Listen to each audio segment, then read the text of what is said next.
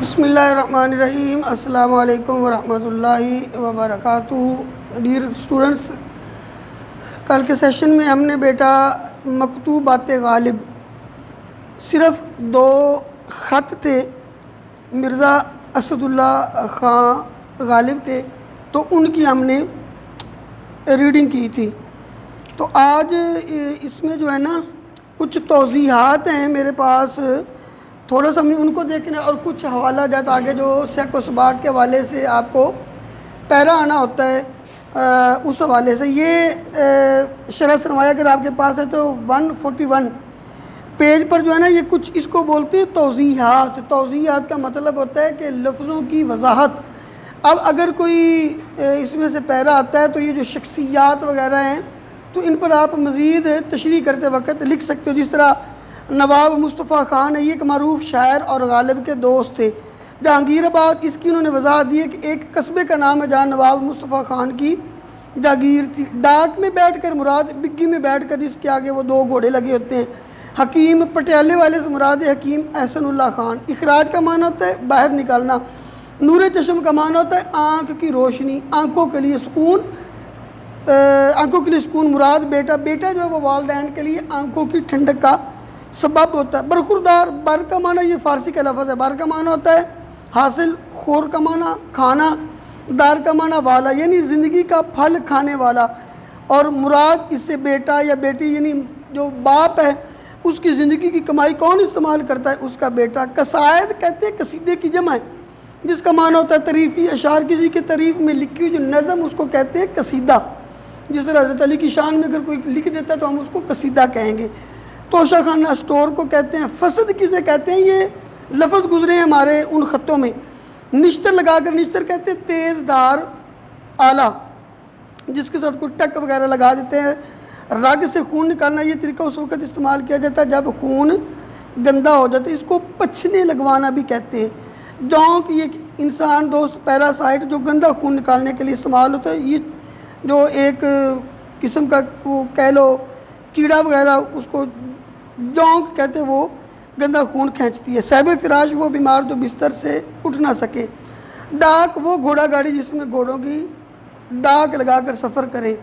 حوالات، حراست، نظر بندی وہ مقام جس میں ملزم کی تحقیقات مقدمہ تک رکھا جاتا ہے۔ اور اس کے بعد ٹکٹ، یہ اجازت نامہ کو کہتے ہیں، مختصر سا یہ انہوں نے لکھا ہوا ہے۔ پینشن دار انگریزی زبان کا لفظ ہے بطور اسم مستعمل۔ مستعمل کا معنی ہوتا ہے استعمال ہونا۔ اردو میں انگریزی سے ماخوذ ہے وہ شخص جس کو نوکری سے ریٹائر ہونے کے بعد پینشن ملتی ہے، وظیفہ والا، اس کو کہتے ہیں پینشن۔ نقش دہلی شہر کے باشندوں کے قوائف، قوائف کہتے ہیں کہ جو بھی اس کی ضروری معلومات سرکاری ریکارڈ کے لیے، فرد بھی اس کو کہتے ہیں۔ کالج مراد 1857 کی ہنگامی میں برطانوی راج کے خلاف بغاوت کرنے والے لوگ مراد ہندوستان کے لوگ۔ گورے ایسٹ انڈیا کمپنی کے انگریز حکمران جس کے خلاف ہندوستان نے بغاوت کی تھی۔ کرنل برن کا پہلے بتا دیا تھا۔ مہورت کا معنی مبارک گھڑی، یہ بھی بتلا دیا تھا۔ میر سرفراز حسین کون ہے؟ یہ میر مہدی حسن مجروح کے چھوٹے بھائی ہیں۔ اسی طرح میر نصیر الدین، یہ میر مہدی حسین مجروح کے دوست ہیں جنہیں غالب چراغ دہلی کے نام سے پکارا کرتے تھے۔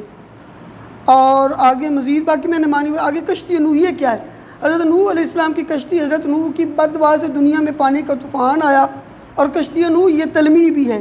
خدا تعالیٰ نے حضرت نوح کو ہدایت کی تھی کہ ایک کشتی بنائے، جب طوفان آئے تو اپنی بیوی، بچوں اور ایماندار لوگوں سمیت اس کشتی میں بیٹھ جانا۔ جب طوفان آیا تو تب ساری دنیا غرق ہوگی، لیکن نوح علیہ السلام کی کشتی کو کوئی نقصان نہیں ہوا۔ آگے میر قاسم علی اور نواب مصطفیٰ خان شفت، اس کے بھی متعلق آپ پڑھ لیجئے گا۔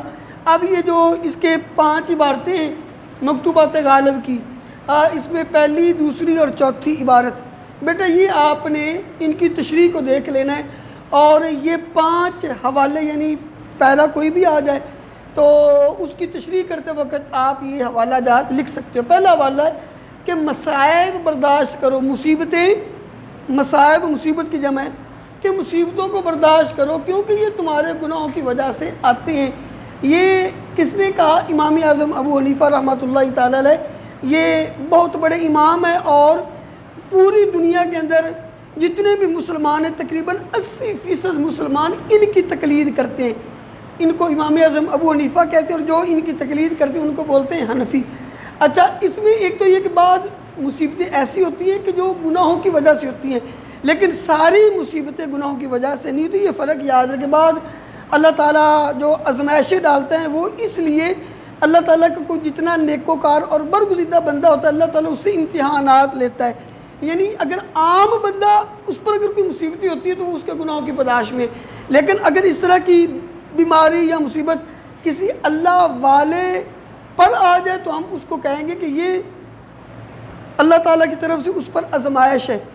اب جس طرح مثال کے طور پر بدر احد کے میدان میں 70 مسلمان شہید ہوئے، کربلا کے میدان میں حضرت امام حسین سمیت اور یعنی ٹوٹل 72 افراد ادھر بھی شہید ہوئے، تو اگر ان پر کوئی دکھ آیا تھا، مصیبت تو اتنی تھی کہ اگر اپنا کوہ ہمالیہ بھی ہوتا تو وہ بھی پاش ہو جاتا، لیکن ہم اللہ والوں کی طرف یہ نہیں کہیں گے کہ ان کی گناہوں کی وجہ سے، بلکہ ان کے بلندی درجات کے لیے ان پر مصائب اور تکالیف آتی ہیں۔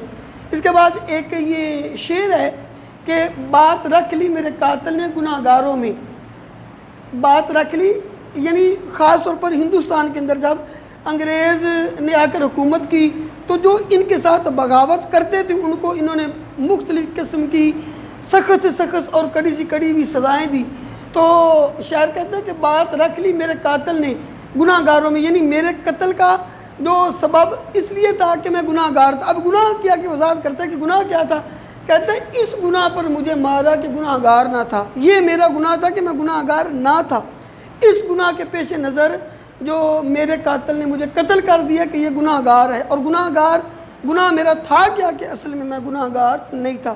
پتہ نہیں بیٹا اب آپ کو اس کو سمجھ آئی کہ نہیں، لیکن یہ اس طرح کے فصاحت و بلاغت پر یہ شعر مبنی ہوتے ہیں۔ اسی طرح ایک اور اس میں آپ یہ شعر بھی ایڈ کر سکتے ہو، چھن گیا امن و سکون سب در بدر ہونے لگے، یعنی جب یہ پاکستان کی تقسیم سے قبل بھی بلکہ اس موقع پر بھی 10 لاکھ لوگوں نے ہجرت کی، تو کہتے ہیں کہ امن اور سکون وہ غارت ہو گیا، وہ تباہ ہو گیا، وہ ختم ہو گیا، وہ چھن گیا اور در بدر ہونے لگے، یعنی در بدر ایک جگہ سے دوسری طرف، یعنی کہ ایک جگہ ٹھکانہ نہیں، حادثے اپنے وطن میں کس قدر ہونے لگے۔ یعنی یہ اس دور کی بات ہے 1857 کے بعد کہ جب مسلمانوں سے حکومت چھین لی گئی اور ان کے وطن اس ہندوستان میں ظلم و ستم ہونے لگے، تو کہتے ہیں کہ امن و سکون بھی ختم ہو گیا اور سب ایک جگہ سے دوسری جگہ منتقل ہونے لگے، اور ہمارے اس وطن میں یہ حادثات یہ کس قدر ہونے لگے۔ اس طرح ایک اور حوالے کا یہ ایک مقولہ ہے کہ ہر بیماری کا تدارک ہو سکتا ہے۔ تدارک کا معنی ہوتا ہے حل، مرض کا علاج، ہر بیماری کا علاج ہو سکتا ہے، ہر بیماری سے آرام آ سکتا ہے، اس کا کوئی نہ کوئی حل ہے، اس کا کوئی نہ کوئی تدارک ہو سکتا ہے، لیکن بڑھاپے کا کوئی تدارک نہیں۔